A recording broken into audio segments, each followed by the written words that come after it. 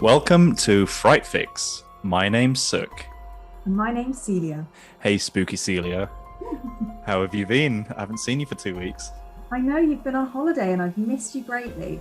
Yes, I've been very well, thanks. I got my vaccine this week. Oh, first or second?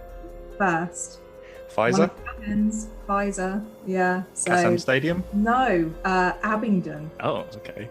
So, yeah, I've had a pretty good week. How was your week off? It was pretty good. Just drove away to Snowdonia way, and it was nice to be away from work, nice to be away from laptops and computers and phones and everything. Nice to be somewhere where there was like barely any cell signal.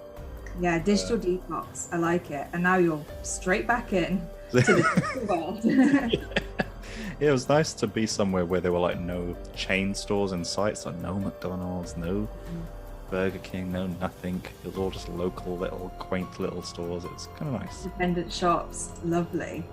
Yeah, but first morning I've woken up with no headache, so best morning ever as far as I'm concerned. I like how your standards are quite low. Oh man. If I wake up with a headache, I'm okay. Yeah.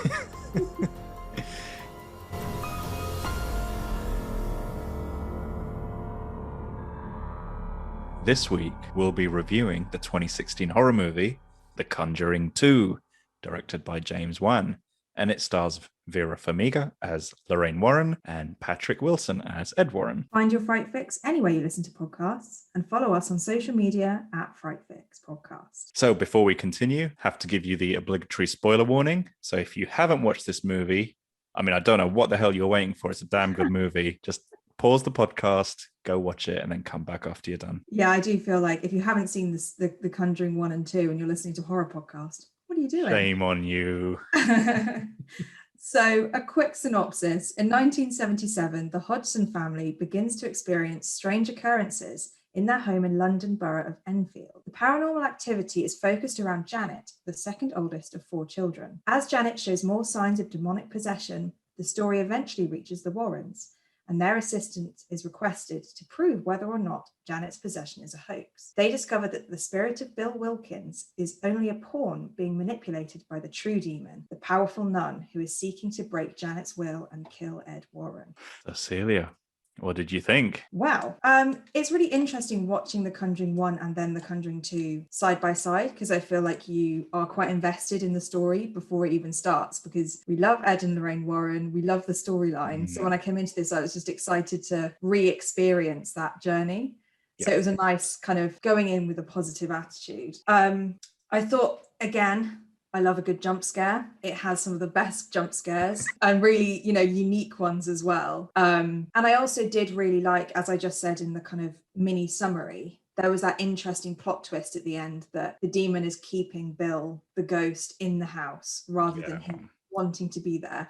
And I really like it in films where they figure it out. And they always seem to do that when they're in a car and they have to spin around and like go back to wherever they were. Yeah, they're on the train or the plane or something's about to take off and they got to like, stop the plane, I need to get off. I need to get off. You can hear like their brains working and like, oh my God, it all makes sense now. And sometimes in films they do flashbacks and you kind of realize what's happened. So I thoroughly enjoy those kind of storylines, I have to admit. I also really liked how the roles are kind of reversed in this film in terms of the kind of ghost hunters trying to convince people that ghosts exist. Yeah. The opposite kind of happened in this, where the family were trying to convince the ghost hunters that the ghosts were real.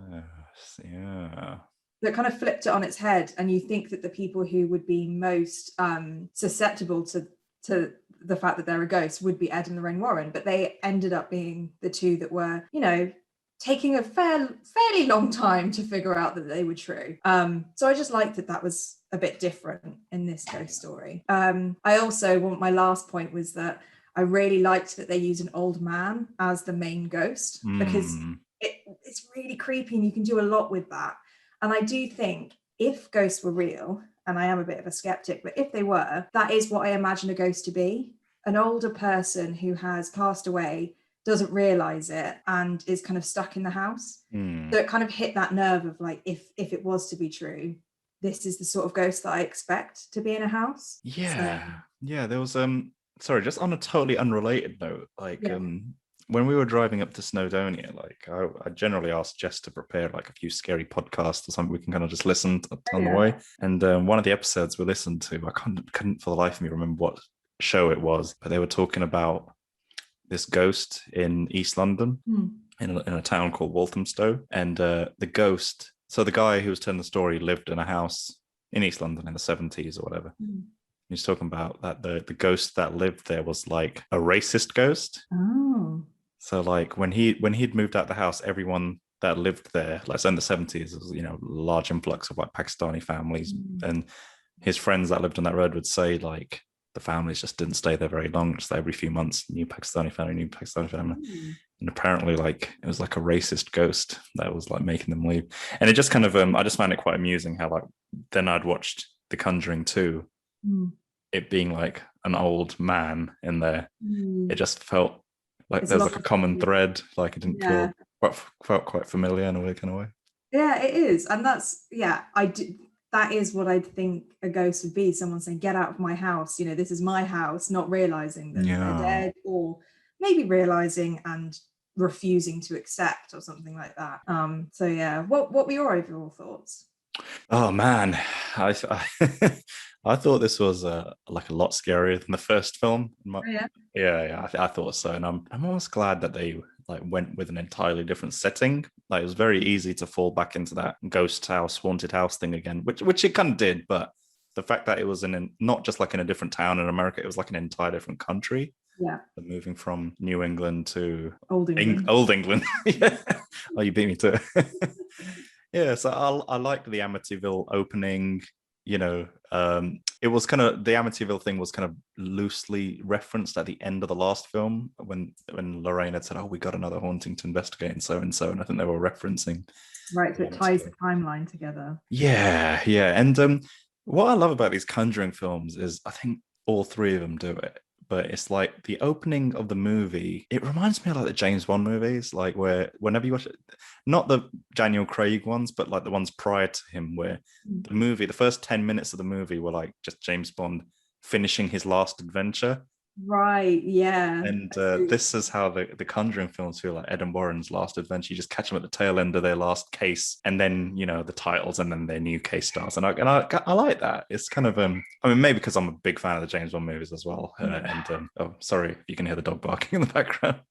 She doesn't like it when I talk about ghost stories without her, you see. So I was just going to say that it feels like they never have a day off because of the fact that they have the old case at the beginning and at the end. It's like, I'll just take a few weeks. Like the ordeal that they must have to go through for every single one of these cases. They basically almost die every single time. Yeah. It's not like a normal 9 to 5. It's a much more interesting job, I think. But yeah, I like the opening. I like that you get the kind of the first glimpse of the nun in the opening scene, and you know, when Lorraine goes into the basement and you can see the whole mirror scene with the nun and the reflection of the nun. Like nobody does ghost mirror scenes quite like James Wan, I think.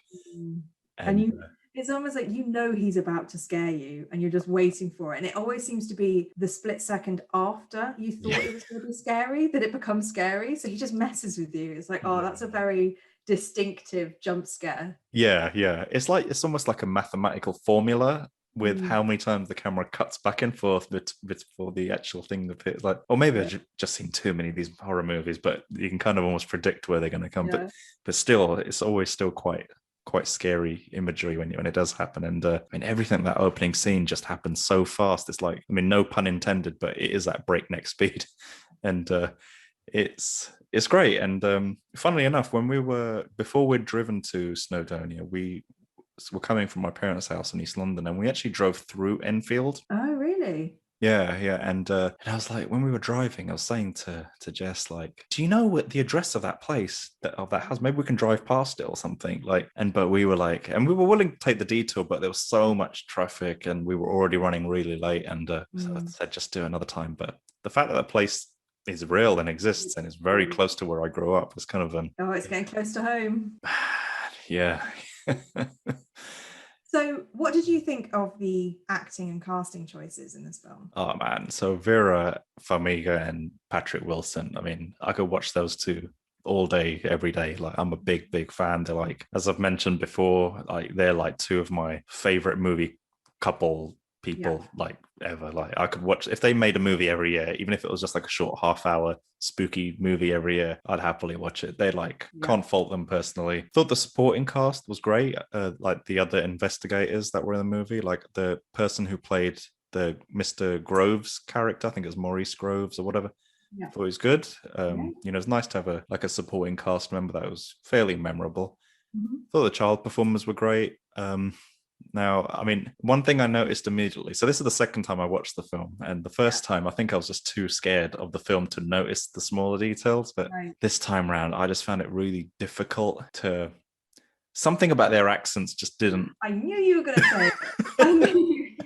Something about their accents, just because where the film's based, that's kind of like the area I grew up in, not in Enfield, but not too far from this, that kind of whole East London, Northeast London, that part of London. So I can kind of I can instantly tell if something's not right with that kind of London Cockney accent type thing. And then I was saying to Jess, like, something's not right here. And then she Googled the performers and we found out like one's from Australia, one's from America, one's from wherever. And I think the mother's from Wantage or something. Yeah, so the mother is English Australian, and Madison Wolfe, who plays Janet, is American. Oh, right. Fully American. Lauren I think her name's Esposito, who plays Margaret, the oldest daughter, is Australian. Oh, right. Yeah. The kids are English. And I even watched some of their interviews to make sure that what their original accents are, because it lists the youngest child, Billy, as an American actor. But I was like, there's no way, because his accent was really good. And I watched an interview and he had an English accent. Oh. But I mean, they weren't dreadful, the accents, but it just, for someone who maybe didn't grow up in the area, it'll be whatever, like, possible. I noticed it straight away as well, though, which is quite you did? Yeah. Especially with Janet. And also, whenever Margaret shouted, she shouted in Australian, like an Australian accent. So I knew before it even started, because I Googled it as well, because I was like, there's something not right. And then that's one of my biggest bugbears, because English accent is really hard to do, I think. Yeah, it can be. It can be, absolutely. And if you don't do it well, then people can pick it up. And the fact that there are amazing actors who do have an English accent, which would have worked really well, I just don't understand what the choice there was. Well, from my understanding, James Wan's an Australian. And I think a lot of his production related stuff, I think some films he's worked on get filmed in Australia. Like I think he directed Aquaman as well, and I think that was filmed in Australia. I might be wrong, but maybe that's why there was an Australian actress. Maybe there's more incentive to film in Australia, or some. I don't know. Not 100. I mean, I could just be totally making that up. But I mean, what did you think of the casting performances, other than the accent? Well, that is what I was going to say. Was that it did kind of let it down a little bit, because I noticed straight away that especially Janet, who pretty much has most of the speaking roles as one of the kids, it was a perfectly good accent. Yeah. But the fact that we both noticed it, I think, is a big thing. And I do wonder whether, it was seriously an Australian accent that Margaret was shouting in. And I feel like surely somebody would have picked that up and said, can we just take that and make sure that you're not slipping into the accent? Because I know accent work is really hard. Yeah, it's not easy. Playing a very Cockney family. Yes. So if it's not right, then it sounds strange. And I also, No, sorry, I was going to say, just because the real people, if you've ever, I'm sure you have watched them in videos or whatever, like they do have super thick really accents. Yeah. And I think that's what they're trying to emulate, but it misses the mark slightly to the point where you do Google it and you think, oh, are these?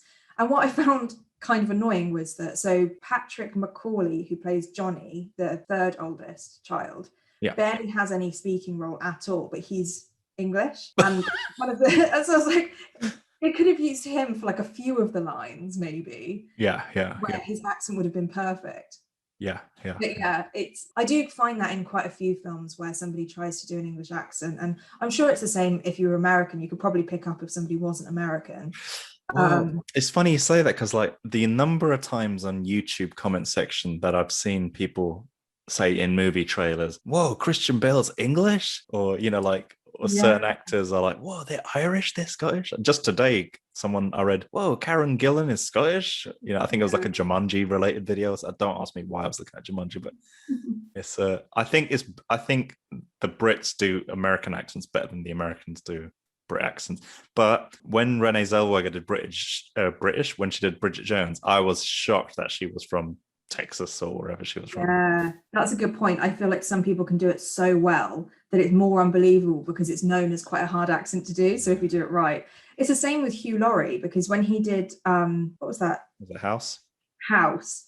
And then he accepted an award in his British accent. Yes. And everyone was like, why is he putting this accent on? Yeah. And everyone was getting really, because, you know, that's kind of an easier way of doing it. But yeah, you're right. If you do it well, it can go down, you know, that's a pretty good like acting accolade to have, is that you can do an amazing British accent. Yeah. Did you ever watch The Wire? No. Oh, okay. No, it was a show Idris Elba kind of got famous on in America, and I think it was set in like Maryland, like Baltimore or somewhere, and it ran for years, and it's only like later on people found out Idris Elba's English. Like he played such a convincing American character. Yeah. Well, that was what I kind of picked up, because it's the same. You know, Ed and Lorraine Warren are the same. Yeah. It's the same kind of feeling I have for the rest of the acting and the casting for them. It's perfect. I love them. I care for them. I was so upset when Lorraine gets upset, and I felt I didn't want Ed to die, even though I knew what would happen, because I want them to kind of carry on. I just think it's really an amazing on-screen chemistry that they have. No, absolutely. And it shows, you know, they have a whole franchise where they're a couple, and there's so many films where they're together, or they're at least part of it. So it obviously works. I think with the Conjuring movies, they are horror movies, but they kind of built on the backbone of a romance between Ed and Lorraine Warren. That's like the thread between it all is their relationship. Like the ghost story might change, but their relationship is the thing that you can pull through all of the films. Yes. Yeah. So what did you like about the movie? Did you have a favorite moment, favorite scene, anything like that? I did. I was trying to boil it down, because I keep going for the thing that made me the most scared, like I usually do. But there were two things that I thought were my favorite scenes because they were really unique. The first one, and it's the one that I remember the most. I have the worst memory ever. And so if I can remember something in a film, it nearly sat with me, because as soon as the scene started, I was like, yes, it's from this. Yeah. It's the scene with the nun going behind the painting. Yeah. So just to remind everyone, Ed paints a painting of the demon, the nun, can't remember her name, Valak, yeah.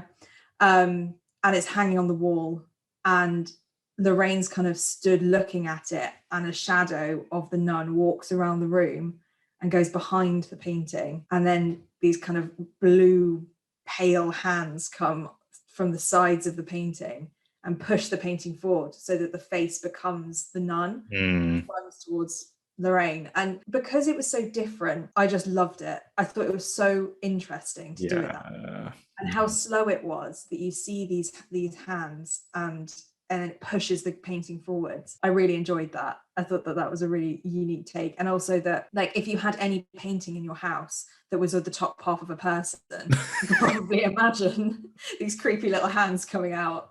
And, you know, it's ruined portraits forever. For everyone. So I really liked that one. I also really liked the scene where Ed's speaking to Bill through Janet, and he's facing the camera. Janet's behind him, blurred. Yeah. And over time, Janet slowly becomes Bill, and physically changes to Bill. And what I love about that is how subtle it was. That if you weren't really concentrating, like if you looked at Ed the whole time, you wouldn't see that the person behind had changed. No. Or you could look for a second and look back and think, Janet's a lot taller and, you know, looks a bit different. I just really liked that. I thought it was a really clever camera work, and the effect was brilliant, because you really get a sense that he's in the room, because there's a difference with someone talking through someone and then something manifesting and becoming real. Yeah, because she's out of focus in the shot initially, and it just focuses on Ed, and then but you see her blurry out of focus morph into Bill, and it's that bit, that was one of my memorable scenes as well. Absolutely, 100% agree with you. Yeah, it was just the subtlety of how it changed. It wasn't like bam, he's changed. It wasn't a jump scare, and this film, it has a lot of jump scares, and that's kind of what you're expecting, but this was more creepy, like spine tingly creepy and slow. And I think that the difference with fast jump scares versus this slow scene also made it really effective as well. Yeah, I'd say that's probably the signature scene of the movie. I think I've not seen that kind of effect in any film at all. No.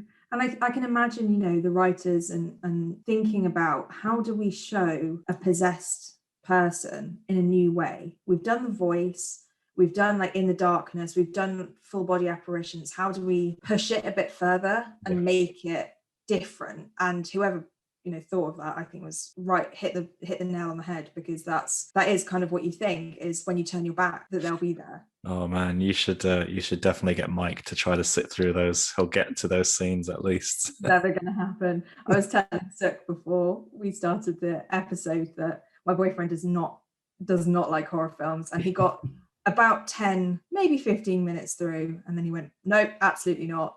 I think he saw one jump scare and he went, right, that's it. So I think every week is going to be a few more minutes, and by the end he'll have a whole horror movie under his belt. There's a valiant effort though. 10 minutes. So, hopefully next time it'll be like 11 minutes or 12 minutes.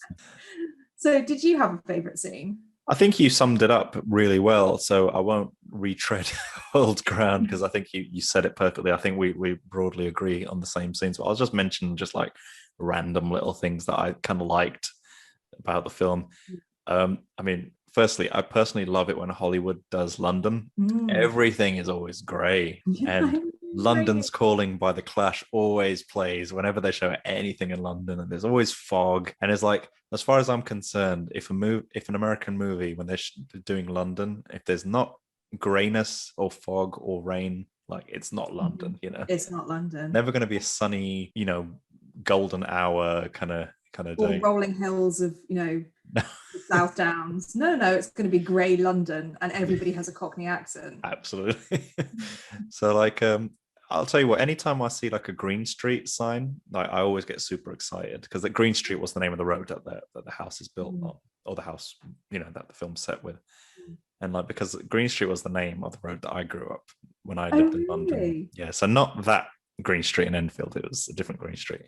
Yeah. So like, I remember when I was a kid, I always used to fantasize about, when I'm older and I'm got lots of money, I'm going to buy a house on every Green Street in the UK.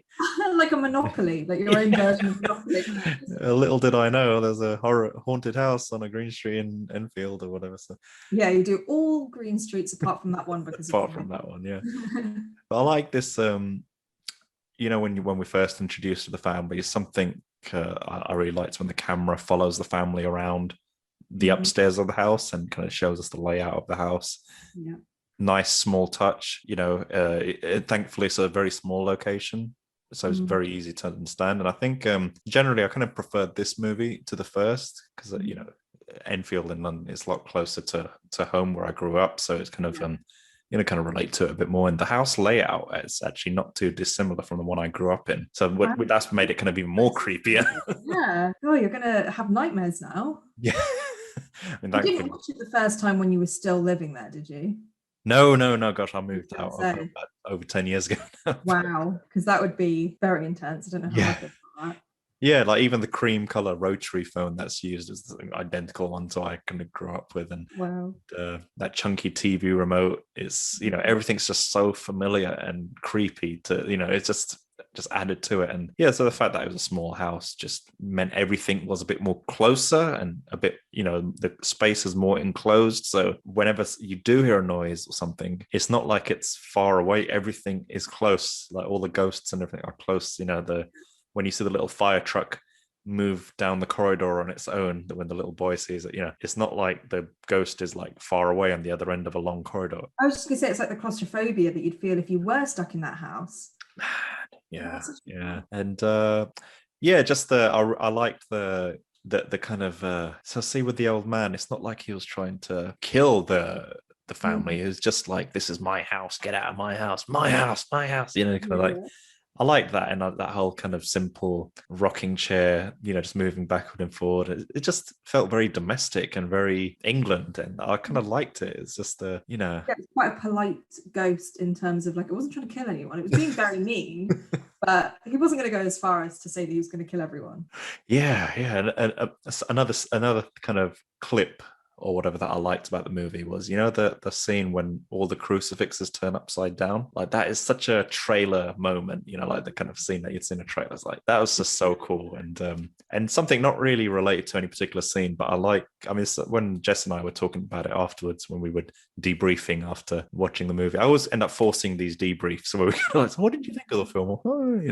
Forcing an opinion out of the poor girl. And it's I love how in this film it's like, and with the last one, it's like Lorraine fixes the demons, whereas Ed kind of fixes the plumbing and the washing machine, and in the last one he fixes the car, and and that's so true. and it's like a mechanic trying to find something to do. yeah, and it's like, he's just helping in whichever way he can, and like whilst Lorraine's doing all the supernatural otherworldly helping, he's just doing the worldly helping, and it's other than like the muscle, isn't he? Because when Janet falls out the window, like Lorraine probably wouldn't have been able to hold on to her and bring her back in, whereas like Ed can like physically get her back into the house. Yeah, well, it's funny you say that, because she held on to him and he was holding on to the kid, so if anything she's holding on to both of them. Yeah, I love that. Ed's just a mechanic. Like, it's just like the person in the situation where you're not really sure what to do, so you just like pick up a screwdriver and just go and do something. Yeah. So he does kind of like, he just kind of helps in these kind of very domestic ways, and even in this film he helps in an emotional kind of way where he sings the song to the kids as well, and it's kind of cool. Like, you need both of them. I think you need Lorraine with her kind of clairvoyance, but you also need Ed, like you say, for the kind of humanist side of it as well, because he does a lot of the coaxing out and talking to the people that are being haunted, and he's got a very like soft emotional side, but also really cares about them. He went into that house to get Janet at the end, didn't even care about his own safety. No, they're both very heroic, because if you think about it, Ed and Lorraine don't have to do any of this because it's not really affecting them. No. They just go and help other people. It only starts affecting them because they've started to help other people. They put themselves in it. They do. Yeah. And then this one is, Jess mentioned, which I didn't really pick up on, but it's like Ed. With this one, Ed is the one who wants to save the family. Yeah. And Lorraine was kind of like, oh, we need to get out of this, so this is our last case or whatever. And I think, and most of her kind of mission in this movie is to save Ed. Yeah, true. She doesn't want him to die, and then obviously inadvertently ends up, combating the evil herself and whatnot. So yeah, those were all my little tidbits that I kind of liked. Or your favorite bits. Okay, so was there anything that you didn't like about the film? Wow. Yeah, there was one scene that I didn't like at all, to be honest, and that was the entire sequence with the crooked man. It just, it was scary, don't get me wrong, but so this is in particular the bit where the kid goes to the back door and sees the dog, because the dog's ringing the bell to go out, and then when the kid goes up to the dog to let him out, the dog morphs into the crooked man, and just the whole thing felt very artificial and very like stop motion animation, like like the old like plasticine when you kind of like Wallace and Gromit style. Wasn't it? It was like Tim Burton Corpse Bride. Tim Burton, Corpse Bride, yeah, exactly that, yeah. I mean, it was still creepy, but it just all felt very out of place in the film. Like everything else was very organic and realistic, and suddenly that was just kind of, I don't know, just kind of came out of nowhere. And yeah, I completely agree, because it felt like Bill had a story. He was there for a reason. Yeah. But then the crooked man was almost like, okay, well, we can't use Bill too much, so let's just make another one up. And then I kind of had the same bugbear with the last film, where they just have loads of ghosts doing lots of different things, and then it just stops.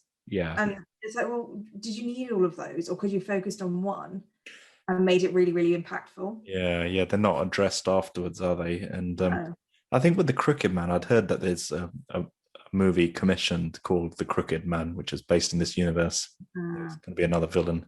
Sure, be quite. I mean, as long as the animation is a bit, a step up from this one, I'd be right with that. The other thing, Sorry, again. I definitely think it was a stylistic choice to make it kind of stop motion, but you're right, it just doesn't fit. It almost felt a little bit satirical because the way that he was portrayed was very different from Bill, which is very kind of real, felt very raw. And it was just like this cartoon character that comes out. Yeah. The thing that kind of bothered me the most in the film was in the living room, that the TV was like in the middle of the room.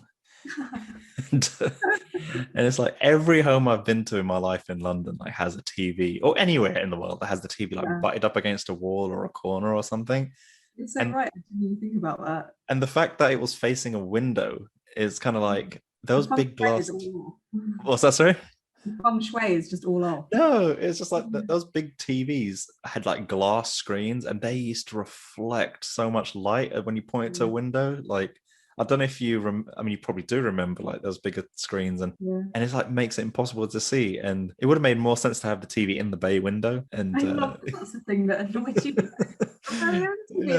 But then I suppose it needed to be there so they could so the girl could catch the reflection of the old man behind her. So that's the only way they could make it work. But I bet in real life that wasn't the layout of the house. Yeah, I have a feeling that even if it was just against the wall, the back wall, they could have still done the reflection thing and not made it in the middle of the room. It was a really weirdly big room, I remember. It was, yeah. They're never that large in real life, to be honest. So maybe they were like, okay, we need to make it look a little bit smaller, so we're just going to kind of forget that there's this half of the room and just put the TV in the middle. What didn't you like about the movie? Well, I don't know if you're going to agree with me or not, but we're going to have a fight. Yeah, okay. You might agree though, I don't know. I thought the only thing that annoyed me about this film really was the fact that it did feel like a big advert for The Nun that came out 2 years later. Wait, sorry, how long after did The Nun come out? 2 years. Oh, 2 years. Okay. So they must have already have been thinking that they're going to bring The Nun out. And when you said about the crooked man thing, it's kind of the same idea of like they had this thought of, we're going to do a film about this nun. Okay, how do we set it up in the lore of the Conjuring franchise? Right. So let's make a film which is basically just setting up another film. Right.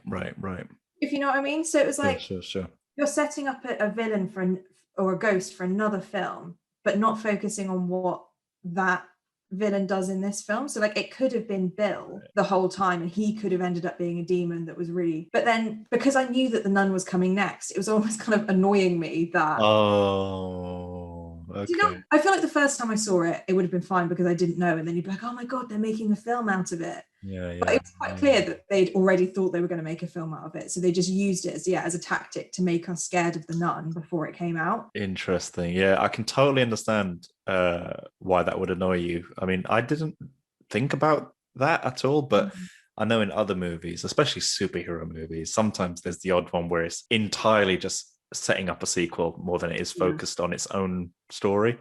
So, and I suppose when I watched The Conjuring 2, I didn't know there was a nun movie until after, but the fact that you obviously had that knowledge, so I can totally understand why that would have like just annoyed you and rubbed you up the wrong way. So that you could have used this film to do a completely different demon. Like you've got the Insidious demon, which is completely different.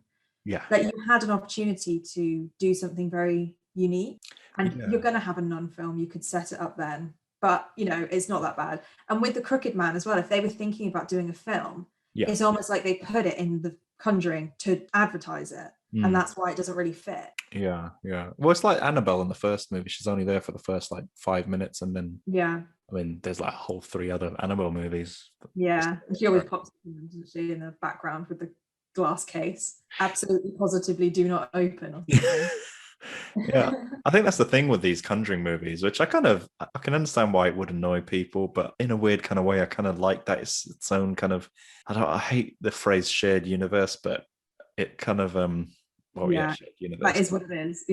No, I completely get that. Like I think if it had ended with, you know how we were saying at the beginning they're finishing a case, if it ended with the nun coming, you know, maybe the portrait scene could have been at the end, and that was like a hint that there was going to be a new one, without making that the focus. So it's still in the film, kind of like the Annabelle one. Like it's just for a few minutes and it makes you think, oh, what's that? Yeah, yeah. I think you might have picked up on something here, because I think your instincts are pretty good with about the whole nun thing, actually. Because you know the demon you see right at the very end, like Valak, when it takes its true form, Yeah. that was originally the demon throughout the movie. Ah. So all of the nun scenes were put in during reshoots. Right, because they decided to do a nun film. Yeah.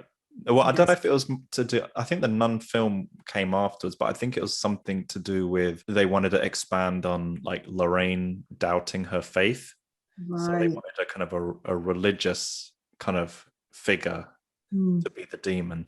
So the fact that you picked up on that and it actually rubbed you up the wrong way, like maybe there's something in your subconscious that actually picked up on an inconsistency in the movie. Oh yeah, maybe. Yeah. I would have loved it if it was like a different demon and we got to experience like just something else. Because the fact that The Nun came out in 2018 and this film came out in 2016, yeah, you know, this is when it came out. They'd have to shoot it all. They'd have to, you know, and I'm sure actors want a break. Yeah, So yeah. it must have been in The pipeline. the pipeline by the time The Conjuring came out. Yeah, yeah. The fact that you picked up on it says it all, I think. Oh, look at me go. So obviously, with this movie, it's based on the whole Enfield haunting, which you know is based on a real event. Yeah. And, I mean, do you know much about this event? Like, have you ever followed it or anything? Well, I mean, when I was researching for this podcast, you know, they always do those photos at the end, and you see the real people versus the actors. And you're like, oh yes, it was a real story. But I did kind of go down a bit of a rabbit hole. Oh no, here we go. And I watched a 1980 documentary where they filmed the family, Janet and Margaret especially. Whoa, really? Yeah, so it was only 3 years after the hauntings, well, they were filming it as the hauntings were carrying on, because it carried on for like 10 years after that. I didn't know that. Yeah, well, there's a bit at the end of the film where they're saying that they lived in the house for 10 more years and the haunting never went away. Oh yeah, you're right. Yeah. Yeah, so there's a real documentary, and you can find it on YouTube from and lots of the clips were kind of recreated, I think, in the film. So there's the bit where the police are talking to the camera and they're saying about the chair moving across the room. That's a real scene. Like, that's from a I had a feeling. Yeah. So what I did was kind of like wanted to look at how similar the film is to the actual haunting. And I picked up on quite a few things. The furniture, this is all apparent, and there is no video evidence. The only evidence that they have is voice recordings, which are kind of sketchy at best. Yeah. And Maurice Grosse, who was a real person, who looked, by the way, exactly the same as the actor. Really? It was the spitting image. I thought they'd put in a bit of The Conjuring when he kind of like gets out his car. That's a good sign. And I was like, oh no, it's actually him. He was convinced that this was happening, and he was the one that was filming it. And so the film had the same feeling as I had watching this documentary about, well, is it true? Is it not? Is this a hoax? I feel like the film definitely picked up on that, the fact that it is a bit sketchy whether it's true or not. But the neighbors and the police and the family all corroborate the story of furniture being thrown around and flipped upside down, knocking on the walls. There was a bit where apparently the toilet flushed by itself, and then the toilet cleaner, like scrubber, floated out of the pot and onto the toilet, like the ghost was trying to clean the toilet. I was like, that's such we could do with that kind of ghost. I know. Yeah, imagine if you just had a ghost that was really clean. So like you'd wake up and someone's hoovering your house. Like, oh no, what a shame. The ghost of Henry hoovering the house. Oh. Yeah. Oh, don't do the dishes. No. They had random pools of water in the kitchen that just come out of nowhere. Lego thrown at the neighbors so hard that he had little bumps on his arms. Now that's just a waste of good Lego. I know. Don't mess up someone's good structure that they've made.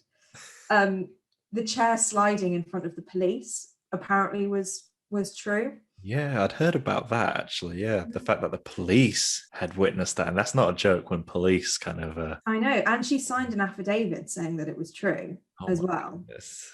So she obviously believed it, and she put a marble on the floor. They didn't say this in the film, but she put a marble. The police officer put a marble on the floor to see if it would roll in the same direction as the chair, because she thought maybe it was just on a Yeah. I didn't a know that. Yeah, what happened? no, the marble didn't move. So she's Well, like, okay, I don't know if I'd expect a chair unless it had wheels to kind of roll. roll away. I know. Yeah, or So it's like really like oiled up the bottom yeah, of the chair and the floor. greased up chair sliding across the room. That's quite creepy that police went on official record and That's like the only bit that would convince me, I suppose, is like the people who. But the thing that I should say as well, and they said this at the end of the documentary, is that the family didn't benefit financially at all from this happening to them.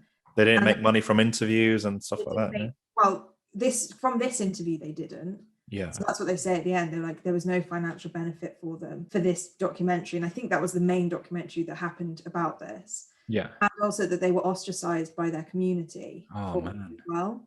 Yeah. So it's like, what did they gain from lying about it? Unless they just wanted fame. But I feel like people want fame and fortune, Yeah. not infamy, and that's it. Hmm. So there is something to keep in mind, I suppose. But the really interesting thing, which actually made me not believe in it, Okay. was you know the bit in the film where there's a crew filming Janet and Margaret on the sofa, Yeah. and Margaret then changes her voice and becomes Bill. Yeah.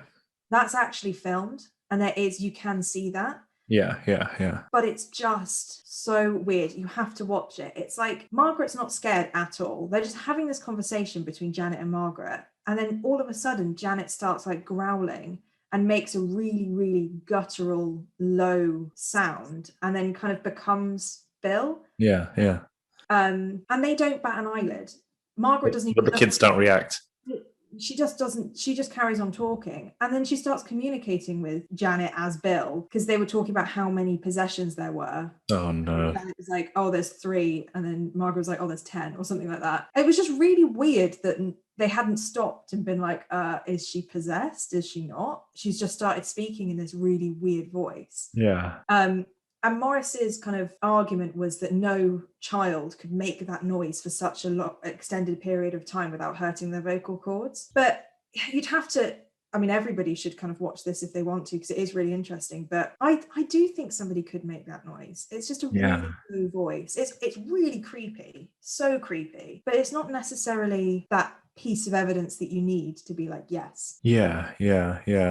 It's there's something that the film didn't really mention that I'd heard about was, so like Morris's kind of gang of investigators, like, I think they lived with the Warrens for like a year or something, didn't they? Or they investigated for like a year and they got like 2,000 bits of evidence or recordings or sightings, whereas the Warrens kind of only showed up for like a weekend and then turned back.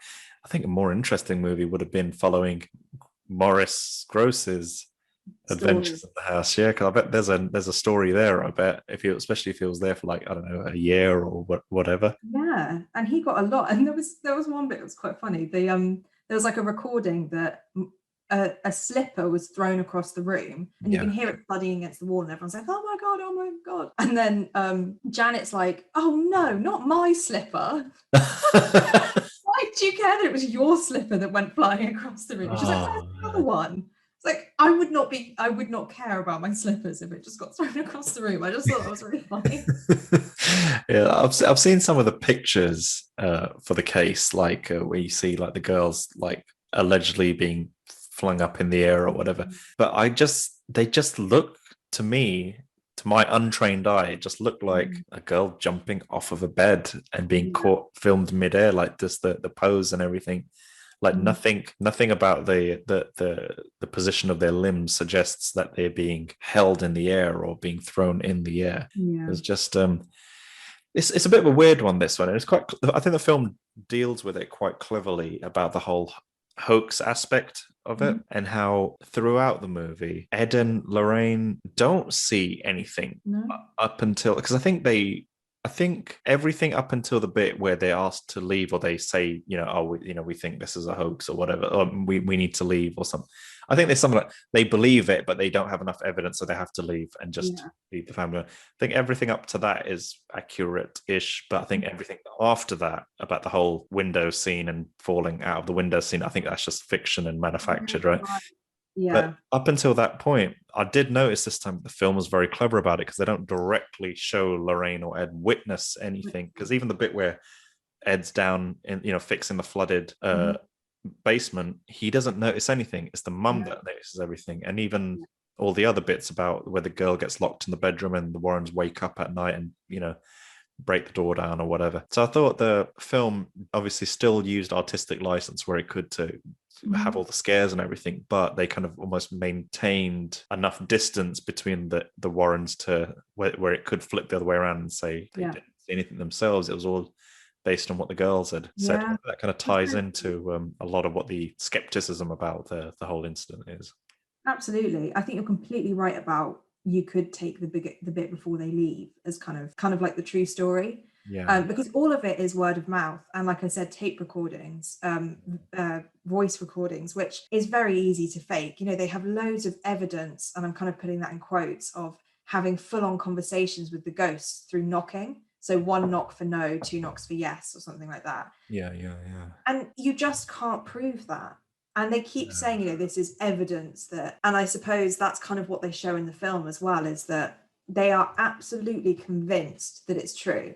Yeah. But we're also convinced because we're seeing it with them. Yeah. But you also have to take a step back and think, well, if you were Ed and Lorraine Warren, would you believe it? Well, no, because you never saw it. All you saw was Janet throwing the stuff around herself. Yes. Yeah. And this it's such a weird one, because there's almost a part of you that wants like wills things to be true, and you're like, maybe something is true. And I was watching this interview with this photographer who at the time worked for, I think, the Daily Mirror or something or whatever, and he was photographed sports and just fashion and all this other stuff, but then he was called in on the Warren thing, and he was the guy who had set up the cameras or something.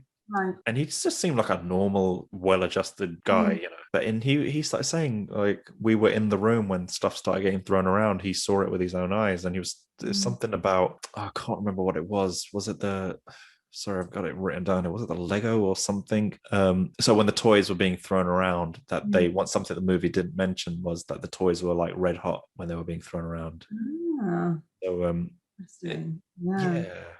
but it would be so frustrating if like you'd seen all of this and no one believes you because you didn't capture it. But like the thing that I was thinking was that it was the 80s, they had cameras. Why didn't they capture it on film? Why was it always recordings? And that to me is a bit sketchy, because if he wanted to prove it, absolutely try and film it. But it is really interesting that this case exists, and it, looking at the house, it's exactly the same. Janet and Margaret are very similar in terms of the casting and the acting. It's really interesting how this is based on true story and not loosely based on a true story. In terms of a story that happened in real life, I suppose, rather than true. I think, I mean, in regards to what you mentioned about why was it not caught on camera, I'm just playing devil's advocate here. I mean, I'm largely on your side with this. I share your opinions. I'm just thinking, like, right now, the last 20 years or whatever, memory is so readily available, like on devices. So you can take 1 million pictures, but back then it was like 36 pictures a roll, and then you get it developed. Right, so you couldn't just you're not just going to set up a camera in the corner. I mean, you could do. I have no idea. Maybe. Or even just pick up a camera while it's happening, because they were talking about like furniture being thrown around, and you're right. Yeah, why wasn't it filmed? Yeah, why not? Because they kept saying, "Oh, you can hear that thump as something hits the wall." Yeah. Well, who's to say you didn't just pick up a slipper and throw it? I don't know. Yeah, that was. Yeah, I mean, as I mentioned, the film was very clever about how it kind of masked some of this stuff, and I think it was all very intentional, like the fact that Ed has to turn around when he's talking to Bill. That was so frustrating. It would have been the point where they'd figure it out. There's some people that say that even though the girl had water in her mouth, but because everyone was asked to turn around, she could have just like swallowed the water and then taken another sip. Yeah. And there's little things that the film kind of plants throughout, and I'd be interested to see if you noticed this or anything. But it's like they make very clear that this is a family that's under stress, like there's financial pressure, there's lack of money. They make reference to a lack of a father figure in their lives. So there's a lot of this kind of anxiety in the family. And then, oh man, how many times were the kids fed biscuits in this film? I know. That's all I eat. Yeah. So what I read into that was these kids are being loaded up with sugar. So they're not gonna sleep. It's just like giving kids like Skittles now or sweets. How kind of crazy do they go? And it's just like I'm pretty sure a lot of this was intentional and not, I mean, maybe it could have been like, oh yeah, just building up family relationship, but I think it was just the filmmakers distancing themselves from the case. And the fact that you see this the crooked man in the zoetrope thingy, and I was thinking that's just like you're giving a kid sugar. That's the last thing they look at when they're going to sleep. They're gonna have nightmares about it. And I think they were trying to say that it was all just, maybe it was just a part of their imaginations or an active imagination. Yeah, absolutely. Because a lot of it is like what kids would be scared of anyway. Like there's something in my tent and things like that. You could kind of think that this is just childhood. And like the fact that Janet was by herself in the house and the TV kept changing. When kids are by themselves in a house, they might get scared. They might start, Yeah, and there's something about the kids being bullied at school or something, and then they made reference to Bill might just be a bully. We all need to stick together and stand up against them. Maybe it's just those anxieties from day-to-day life being brought into the home in there. Yeah, absolutely. I think that's a really good point. And it's like a representation of like, standing up to a bully. This is the way that they can stand up for themselves, is to be like, I'm going to walk into the room and I'm not going to be scared of this ghost. Yeah, because things only went super, super crazy once the Warrens returned back to the house. Yeah. And that's probably where the film diverges into the fantastical rather than because they could have just ended at the train leaving, and then they could have just had the text against the blank screen start playing and whatnot. Yeah, it was definitely a choice to make it. Well, I suppose they also need to put the nun in there, so yeah, true. Well, that was my kind of based on a true story, or is it ... section. Do you have any trivia for us? Well, I mean, other than the stuff I've just kind of sprinkled throughout, so James Wan had taken a little break from filming horror movies and went to film Fast and Furious 7. Right. But, sadly, that kind of became an extended schedule for him because Paul Walker had passed away and they had to kind of, patch that movie together and whatnot. But he was, that film turned out to be a mega success despite the death. And, he was asked to direct Fast and Furious 8, to come back and direct that. And he said something about, he was offered like a life-altering amount of money. Wow. But he said no, and he wanted to do The Conjuring 2. He felt like he had another horror movie in him. So I thought that was like, that takes balls, to turn down like a multi-million-dollar contract. Glad he did, because then we got this film. Yeah, exactly. I think I would have preferred. I mean, I love the Fast and Furious franchise, but I think I prefer the Conjuring franchise. Yeah. And some people have said that the real Janet Hodgson was just a very gifted ventriloquist. Yeah. And had the power to manipulate voices. And apparently, as an adult, she admitted that about, I think, like 2% of the events she said they'd faked. Ah, that's interesting. Because as soon as you say that you faked something, even if it was just 2%, you're basically opening up. Brings the entire thing into question, really, doesn't it? Other than that, I don't really have any other trivia because I kind of like peppered it throughout the episode. But there was one huge stunt that was performed in this movie, and it kind of blew my mind when I realized this. But Patrick Wilson, plays Ed Warren. He did his own singing. That's his voice. Ooh. What? Wow. Is there anything that man can't do? Oh, he's just a complete package, that chap is, isn't he? Wow. That's actually really heartwarming. I wonder if they heard him singing in his trailer and they were like, we've got to get this in the film. Yeah, I think he's an accomplished performer anyway. I think he's sung in previous movies or plays or whatever, stage performances or something. Or I can't remember what it was, but I'd read something along those lines. Yeah. Oh, that's nice. I like that. Yeah. So what's your overall Fright Fix rating for this movie? Fright Fix rating. To be honest, I think this bold statement, but is the one that I enjoyed the most out of all of our episodes of Fright Fix so far. Yeah. Yeah, I That's just good. enjoy it. You know, I think I'd give it a 9 point, no, a 9 out of 10. I was going to say 9.5, but something's going to come along that will blow me away. I'm going to say 9 out of 10. I think Awesome. I love how scary it is, obviously. I like the storyline. There's not much kind of hidden deeper meaning, I don't think, but that's fine because that's not what this film's trying to do. No. It's original, it's unique, it has jump scares that I haven't seen anywhere else. I think the thing about it being an advert for The Nun doesn't change the fact that I like this film. It's just a little bit of a bugbear. And the fact that the accents aren't great also is fine. Yeah. Overall, I really liked it. What about you? Well, I mean, yeah, love the cinematography, solid, tight direction, well-paced story. You know, some, as you said, some very scary moments. I think the only thing that let it down for me a little bit was the dodgy London accents, but you know, that wasn't a deal breaker at all. And yeah, no, I'm in 100% agreement with you. Solid 9 out of 10. Solid 9 out of 10. Perfect. Yeah. Before we wrap up, we didn't rate the first Conjuring movie in the last episode. Oh, we're not very good podcasters, sir. What are we going to do? We are the worst podcasters ever. Remember for next time. So, Conjuring 1, if you can remember it, what would you rate out of 10? What makes it difficult is I wish I'd given the rating before I'd watched the second one, because I prefer the second one personally. Yeah. So I would give the first Conjuring movie, I'd give it 8 out of 10.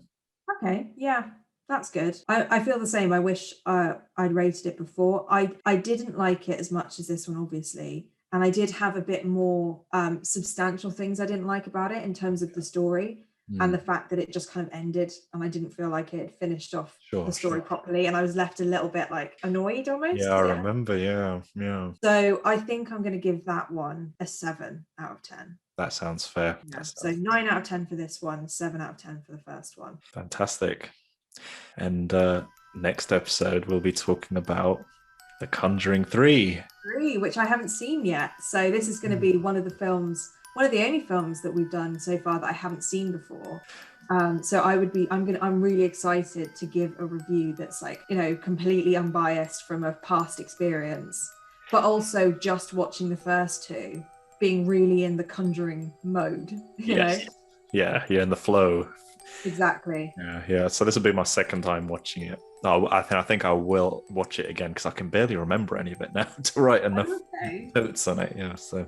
Yeah. Well, we'll have maybe different ideas. You might see a bit of a deeper meaning than I will because I'm just scared the whole time.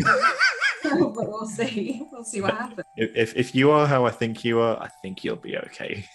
Yeah. I mean, I'll be scared, but I'll be very happy about it. Happy and scared at the same time. The best combination.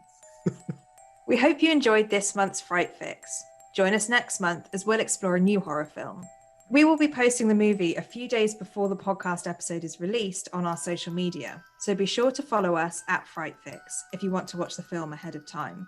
If you would like to send us a message or want us to cover a scary movie on an upcoming episode, please feel free to contact us on Instagram or Twitter, or email us at podcast@frightfix.com. See you next time.